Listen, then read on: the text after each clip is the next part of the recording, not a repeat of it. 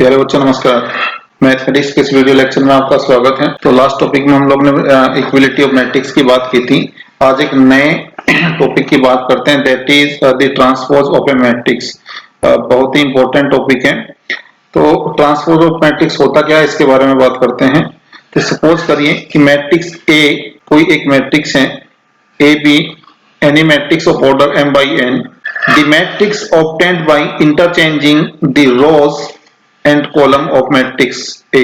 तो कोई मैट्रिक्स अगर A गिवन है, मैट्रिक्स में रो और कॉलम को अगर हम इंटरचेंज करके जो हमको नई मैट्रिक्स मिलती है, उस मैट्रिक्स को हम लोग ट्रांसपोज ऑफ मैट्रिक्स बोलते हैं। सो मैट्रिक्स A को हमेशा हम लोग डिनोट करेंगे A डैश या A to the power T। जैसे सपोज करिए फॉर एग्जांपल हमारे पास में सपोज करिए एक मैट्रिक्स है, matrix A is equal to 1 2 3 and 4 5 6। ये एक मैट्रिक्स हमारे पास में है। अब हम अगर इसका ट्रांसपोज निकालना चाहते हैं तो ट्रांसपोज कैसे लिखेंगे, A dash is equal to, तो ट्रांसपोज क्या हो जाएगा इसका, देखिए ये जो भी हमारे पास में रो है, जो भी हमारे पास रो है, ये वाली रो, इसको कॉलम की तरह इसको अरेंज कर दीजिए, इंटरचेंज कर दीजिए इसको कॉलम में, तो ये हो जाएगा 1 एंड 4।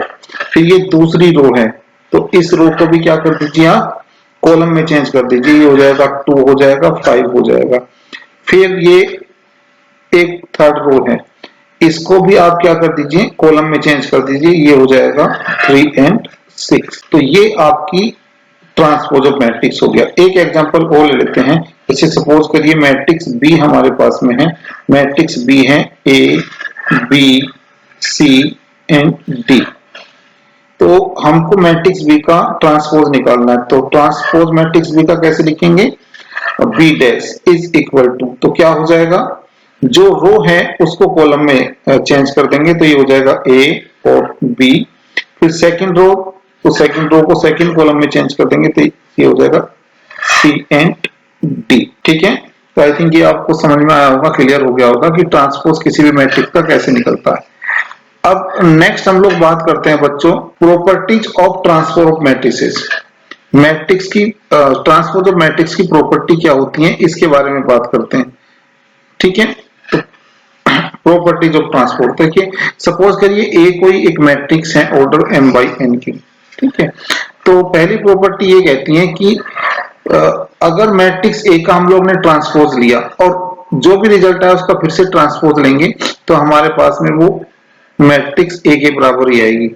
दूसरी प्रॉपर्टी कहती है कि अगर के कोई एक कांस्टेंट है और वो मल्टीप्लाई हमने किया हुआ है मैट्रिक्स ए के साथ में, तब हम अगर ट्रांसपोज लें तो कांस्टेंट बाहर आ जाएगा और ए ट्रांसपोज के साथ मल्टीप्लाई हो जाएगा। थर्ड प्रॉपर्टी कहती है कि a प्लस बी का होल ट्रांसपोज किसके बराबर होगा, a transpose plus b transpose के। ऐसे ही a माइनस बी का जो होल ट्रांसपोज होगा वो a transpose minus b transpose के बराबर होगा।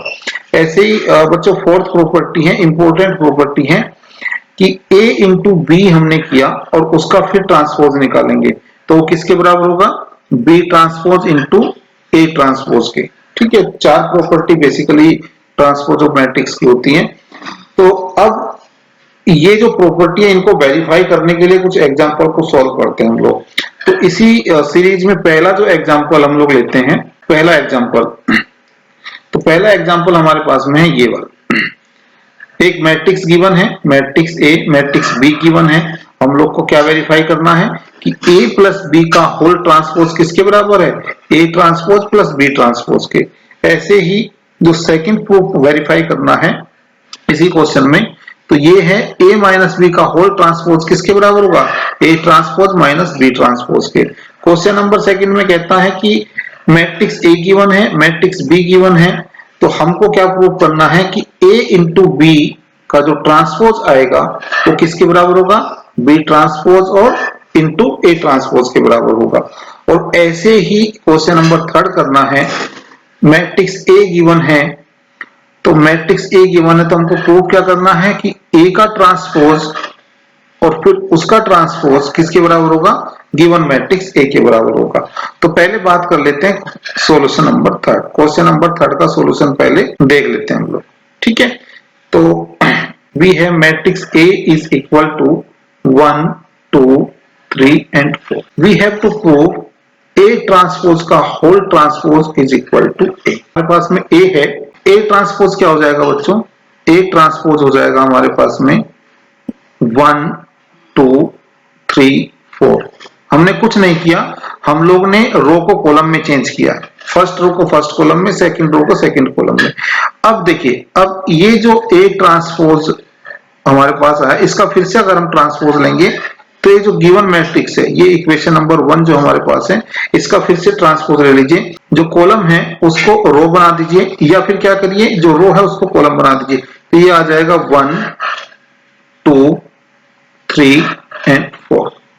अब क्वेश्चन से अगर आप देखें ध्यान से, तो इसको मैं ये कह सकता हूं कि जो ए ट्रांसपोज का होल ट्रांसपोज है वो किसके बराबर है, मैट्रिक्स ए के बराबर है। सो इट इज वेरीफाइड, ये प्रूफ हो गया। यहाँ पे हम लोग लिखेंगे Hence, सॉल्यूशन सेकंड की बात करते हैं। सो वी हैव, क्या है हमारे पास में दो मैट्रिक्स हैं। Matrix A is equal to 2 0 3 1 and matrix B is equal to, ये है बच्चों 3 2 4 एंड 1। ये हमारे पास में दो मैट्रिक्स गिवन है। तो ए ट्रांसपोज कितना हो जाएगा, ए ट्रांसपोज हो जाएगा और 2 3, रो को कॉलम में चेंज किया है, 2 3 0 एंड 1 एंड बी ट्रांसपोज क्या हो जाएगा, बी ट्रांसपोज हो जाएगा 3 4 2 1।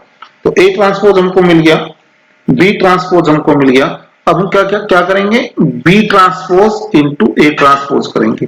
तो बी ट्रांसपोज कितना है, 3 4 2 1 इंटू ए ट्रांसपोज कितना है, 2 3 0 1। अब आप लोग को मैंने दो मैट्रिक्स का मल्टीप्लाई आपस में करके बताया था, तो उस कॉन्सेप्ट को आप ध्यान करिए।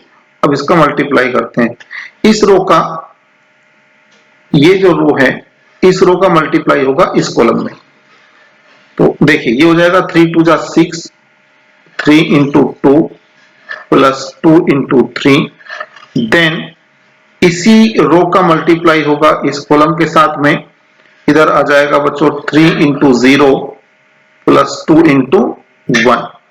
फिर इस रो का मल्टीप्लाई होगा इस कॉलम के साथ में, तो 4 इंटू 2 प्लस 1 इंटू 3। और इसी रो का मल्टीप्लाई होगा इस कॉलम के साथ में, so here it will be 4 into 0 plus 1 into 1। ठीक है, तो हमारे पास में आ जाएगा बच्चों 3 2 जा 6, 6 आ जाएगा प्लस 6 आएगा, और इधर आ जाएगा 0 प्लस 2, इधर आ जाएगा 8 प्लस 3, इधर आ जाएगा 0 प्लस 1। ठीक है, तो ये आ जाएगा हमारे पास में B transpose into A transpose is equal to 6 6 12 8 3 11 2 and 1।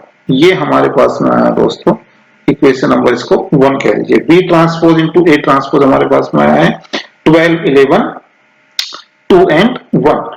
अब हम लोग बात करते हैं ए इंटू बी की। तो A into B is equal to आ जाएगा मैट्रिक्स ए।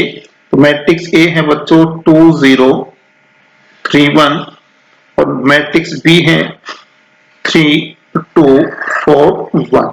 इन दोनों का मल्टीप्लाई करते हैं तो ये आ जाएगा बेटा 3 2 जा 6, 3 2 जा 6, और इधर आ जाएगा बच्चों आपका 2 4 जा 8 एंड 3 1 जा 3। 0 इंटू 3 0, 1 इंटू 2 2 और 0 इंटू 4 0, 1 इंटू 1 ये आ जाएगा। तो कुल मिलाकर के हमारे पास में a इंटू बी जो आएगा, ये मैट्रिक्स आएगी 12 2 11 एंड 1। ठीक है, ये हमारे पास में a इंटू बी आ गया। ठीक है, अब हम लोग को निकालना क्या है, हम लोग को निकालना है बच्चों a इंटू बी का होल ट्रांसपोज।